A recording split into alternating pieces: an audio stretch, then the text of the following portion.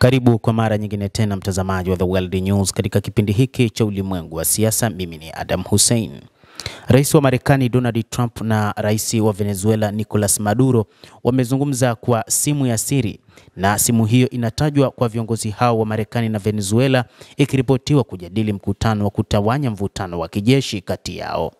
Rais wa Marekani Bwana Trump alizungumza kwa simu mwishoni mwa wiki iliyopita na mwenzake Maduro, wakijadili uwezekano wa mkutano huku kukiwa na mvutano unaoongezeka.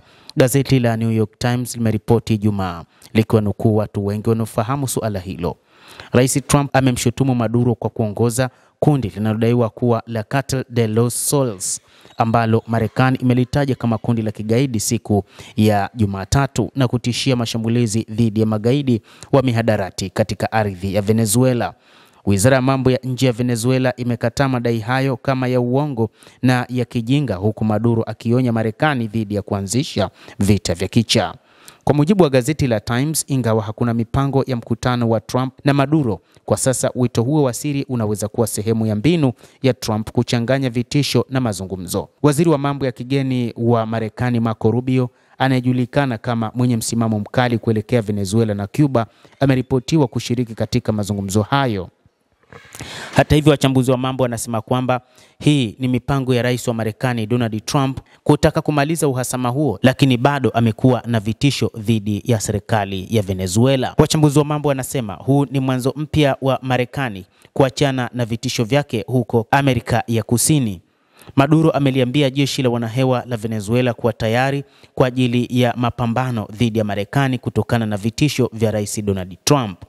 Ilifikia hatua rais Donald Trump, kutokana na vitisho vyake, alitaka kumtoa mamlakani rais Nicolas Maduro, huku akiahidi kutoa karibia dola milioni 50 kwa yeyote ambaye atafanikisha jambo hilo. Tangu Septemba, Marekani imeharibu zaidi ya meli 20 zinazodaiwa kusafirisha dawa za kulevya katika bahari ya kimataifa ya bahari ya Caribbean. Katika ujumbe wa shukrani kwa wanajeshi, Trump amedokeza tena kwamba Marekani inaweza kulenga shabaha huko Venezuela, akisema tutakuwa tunaanza kuwazuia kwa ardhi pia. Ardhi ni rahisi, lakini hiyo itaanza hivi karibuni, alisema.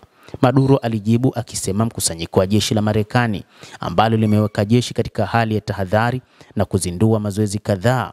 Gustavo Petro, rais wa nchi jirani ya Colombia, pia alilani mashambulizi ya Marekani kwenye boti, akisema kuwa baadhi ya wahanga walikuwa wavuvi wa Colombia.